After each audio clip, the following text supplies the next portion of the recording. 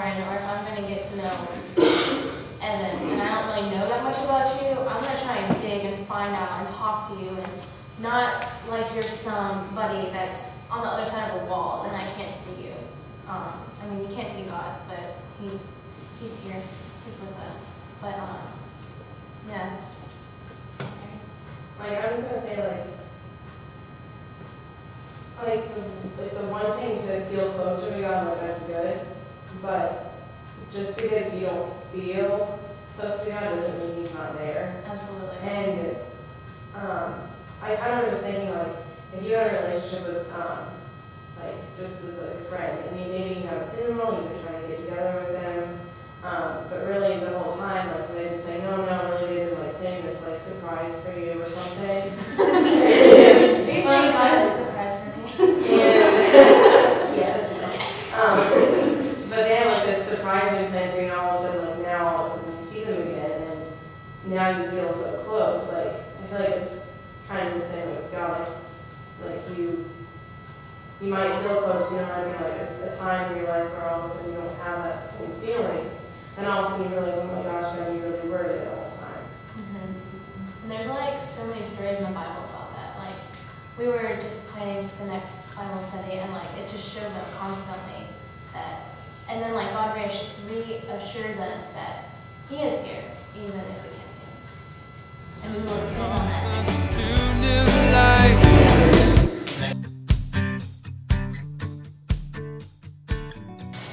What is the best way to study the Bible or spend time with God? You want to go first on this one? You seem a little excited. Well, it's not that I'm excited, but whoever wrote that question, we're going to have a session on a Sunday, December 5th, 4th, somewhere in the first week of December. No, it's December 4th, and we went on a leadership retreat where we learned how to actually dig in the Bible and just like find like the hidden things that are in there, because there are hidden things in there, and it's so cool. It's a little bit like Where's Waldo Bible editions. Yeah. It's really good. Like, where's Jesus? And it's really cool. So, and then on December 4th, we're gonna like basically teach, show you what we learned in that 48 hours in 1 hour. So it's gonna be pretty jam-packed, but it's gonna be fun.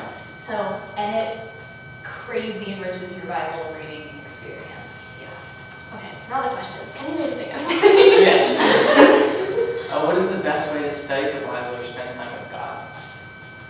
Come to our thing in December, and That is an excellent way to study the Bible. I think actually opening it, that is a good way to start to study the Bible.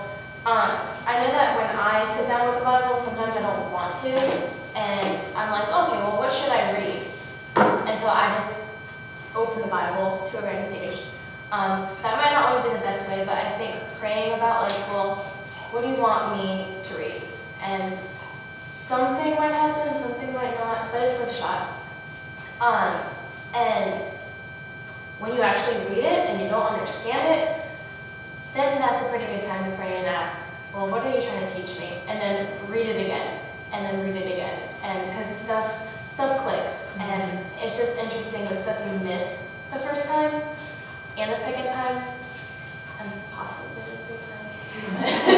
I'm going to go ahead and throw out a word that we learned on our retreat. I'm pretty sure you know what that word is. The process of rereading the Bible, or I guess digesting, is called Hagah in Hebrew. I need to tell you this. My accent must be bad or something. No, it's good. But anyway, it's basically letting it settle in and letting it digest, and it's okay to read the Bible and not get everything. I mean, it's the same way with other great works of literature. I'm sure you've all taken English classes where you read a book once and then you go back through it, the teacher's like, well, this is clearly this undertone, and this character was off doing this while this character was doing that, and you're just kind of like, that's totally there, how did I miss that?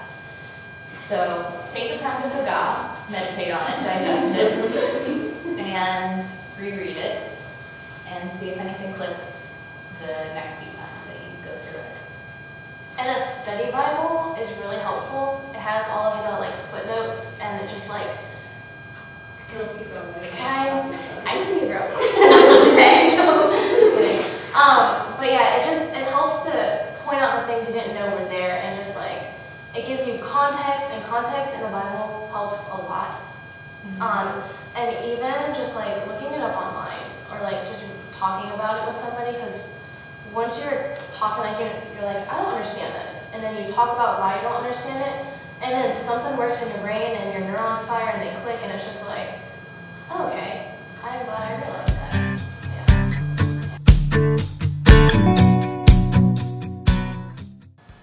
How do we build up our faith?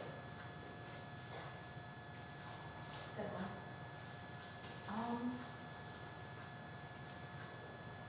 With building blocks. The way my faith has been built the most is by seeing God's work in action. And that either depends on me going along to help someone, like with a service project or a trip somewhere, or me getting into such a pickle that God has to come bail me out, which is much more traumatizing, but much more impactful because it's happening to me. So, unless you have a penchant for getting into dramatic situations, I would recommend going and serving in the community. Go ahead. All right. I think with faith comes a lot of trust, and I know this is really easy for us to kind of, in wanting to